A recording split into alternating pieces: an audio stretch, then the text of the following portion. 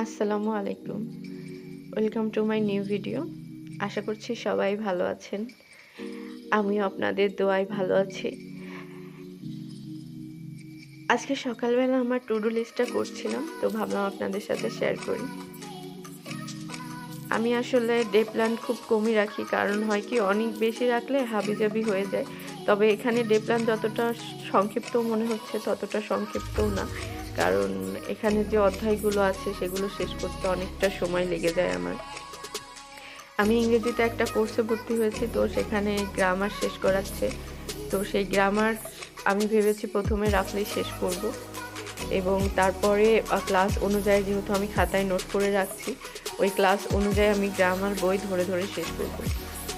And আন্তর্জাতিকে আমি বিবিধ বিষয়টা পড়ছি। বিবিধ বলতে বোঝাচ্ছে আ দেশগুলোর পূর্ব নাম, তারপরে আইনসভা, এই এরপরে রয়েছে কোন দেশকে কি বলা হয়, উপনাম।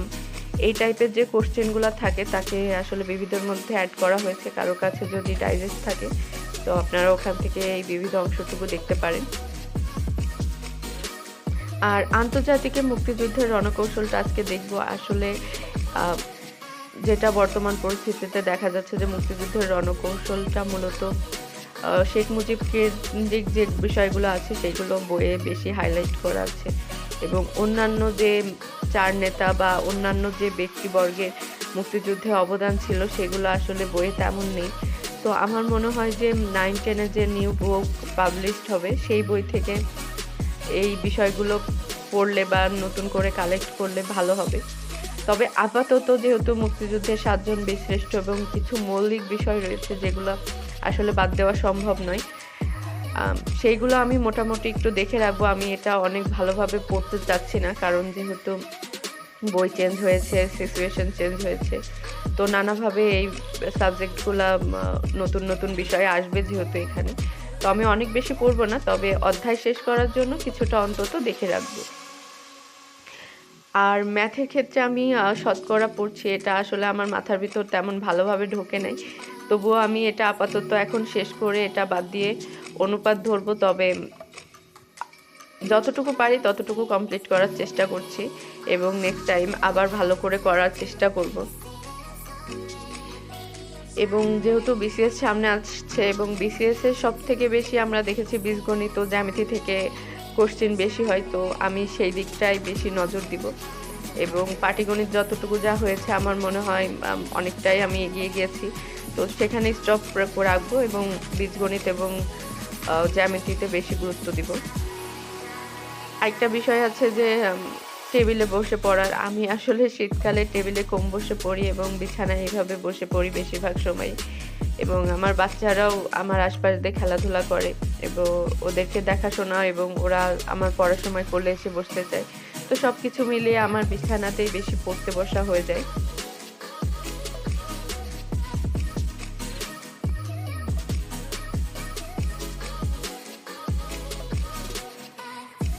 আর এই পড়তে বসলেই সবার কিছু না কিছু দরকার হয়। এই সময়টায় যে আমার আম্মু আমাকে জিজ্ঞেস করছিল, "এটা কোথায়?" তো আমি আমার ছেলেকে বলছিলাম যে, "নানিকে যেয়ে বলো এটা ওখানে।" আমার ছেলে তো অনেক ছোট, ওর এখনো ২ বছর পড়েনি। ও বেশিরভাগ সময়ই এইভাবে আমার আশপাশ দিয়ে ঘোরাঘুরি করে এবং খেলাধুলা করে। বাচ্চাদের নিয়ে পড়াশোনা করার অনুভূতিটা আসলে অন্যরকম।